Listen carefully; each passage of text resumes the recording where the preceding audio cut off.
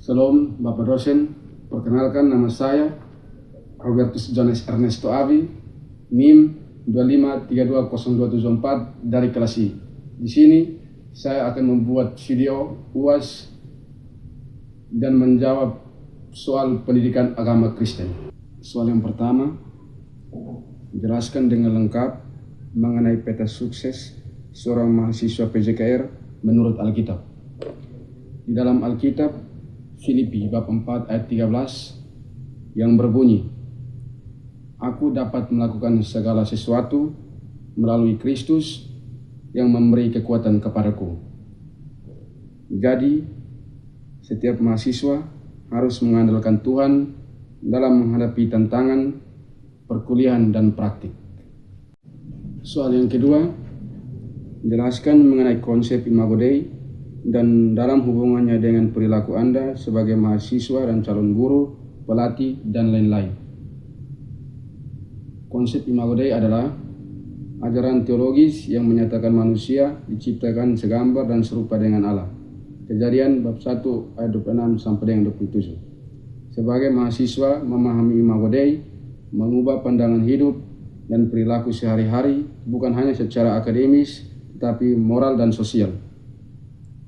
Imago Dei menjadikan dan mengajarkan sebagai panggilan kudus untuk menghormati, mendidik, dan merawat manusia-manusia yang berharga yang diciptakan gambar dan serupa Allah dengan menerapkan Imago Dei. Saya sebagai calon guru atau pelatih mencetak atlet yang berprestasi tetapi juga manusia yang menghargai diri sendiri atau orang lain. Soal yang ketiga, pergumulan paling berat dari Yesus adalah melawan keinginannya. Tertulis dalam Alkitab ada 4 kali iblis berusaha menggagalkan Yesus untuk tidak mati di kayu salib. Jelaskan dengan lengkap bersama dengan ayat-ayatnya. Yang pertama, ketika dicobai di padang gurun. Lukas bab 4 ayat 1 sampai dengan 13. Setelah Yesus berpuasa, ia dicobai oleh iblis. 3 kali dicobai mengenai perut atau makan minum ayat 3 sampai 4. Dicobai mengenai harta dan kedudukan ayat 5 sampai dengan 8. Dan dicobai mengenai kesombongan kuasa ayat 9 sampai dengan 12. Iblis tidak berhasil, maka iblis menunggu sampai menemukan yang tepat untuk mencobai dan menggagalkan misi Yesus di dunia. Ayat 12. Tetapi Yesus berhasil menundukkan keinginannya kepada Bapa. Yesus tidak memanjakan keinginannya, padahal Yesus bisa. Yang kedua, iblis memakai Petrus.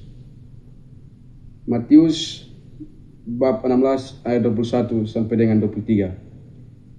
Ketika Yesus mengatakan bahwa ia akan disalib, maka Petrus membela Yesus dengan berkata, Petrus siap membela, supaya itu tidak terjadi. Sekilas apa yang dikatakan Petrus itu baik karena membela Yesus, tetapi ternyata Petrus dipakai iblis untuk menggagalkan misi Yesus untuk mati dan menyelamatkan dunia. Yesus tidak terbuai dengan pembelaan Petrus. Yesus tetap menjaga keinginannya untuk menyelesaikan pekerjaan yang Bapa berikan. Yohanes bab 17 ayat 4. Yesus mengatakan, "Enyalah iblis yang ada di dalam pikiran Petrus." Yang ketiga, di Taman Getsemani. Matius bab 26 ayat 36 sampai dengan 46. Yesus sempat memberikan penawaran kepada Bapa, jikalau boleh, kalau bisa. Yesus tidak meminum cawan penderitaan itu atau menderita dan maut mati di kayu salib. Yesus bisa saja menolak untuk tidak menderita, Yesus nyaris tidak mau, tetapi pada akhirnya Yesus tetap memilih menderita dengan berkata, "Biar kehendak Bapa yang terjadi."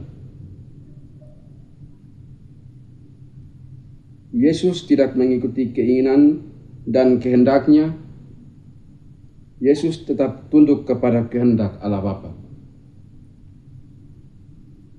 Iblis berusaha untuk mempengaruhi Yesus supaya tidak menderita sampai di kayu salib. Yang keempat, Yesus tidak membela diri dan meminta bantuan. Matius bab 26 ayat 51 sampai dengan 54. Ketika Petrus mengambil pedang dan memotong telinga salah satu imam besar yang datang, Petrus membela Yesus, tetapi Yesus marah.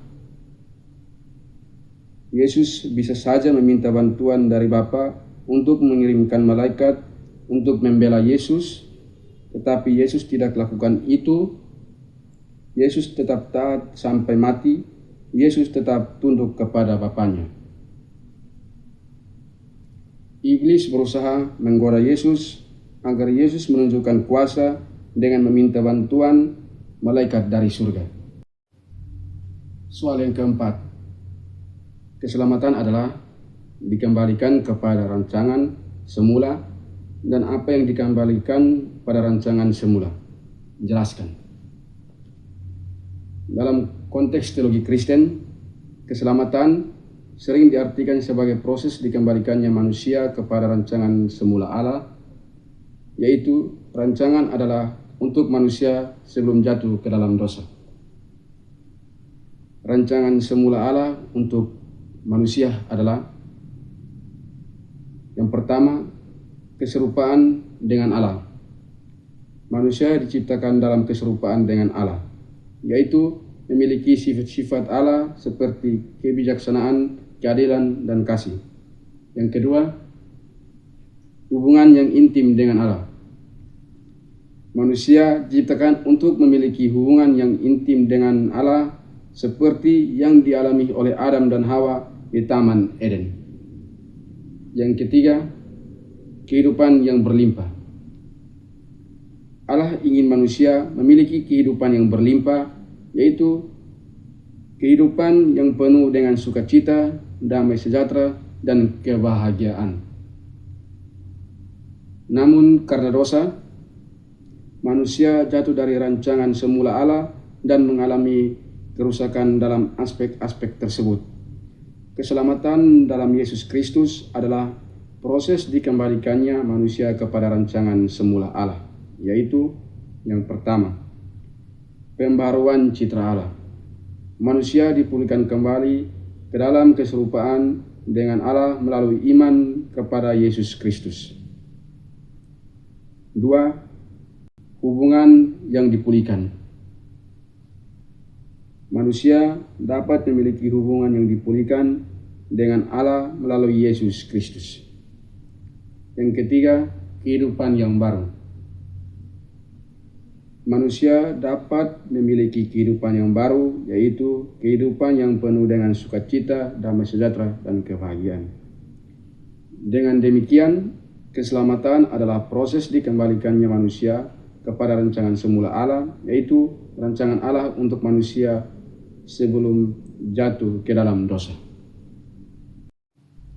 Soal yang kelima, berikan 5 hal positif yang Anda dapatkan selama mengikuti mata kuliah pendidikan agama Kristen untuk dapat diterapkan dalam kehidupan sehari-hari, dan 2 hal masukan kepada dosen mengenai proses perkuliahan pendidikan agama Kristen.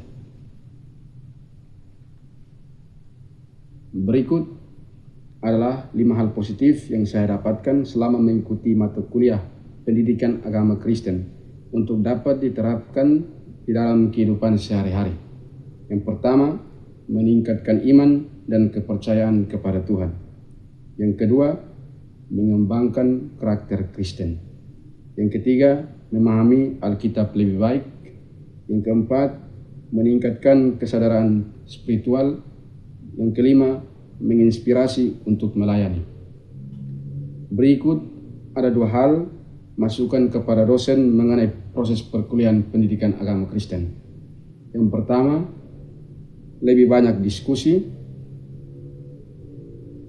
Yang kedua, pemberian tugas yang lebih variatif. Baik, itu saja video dari saya. Sekian dan terima kasih. Salam.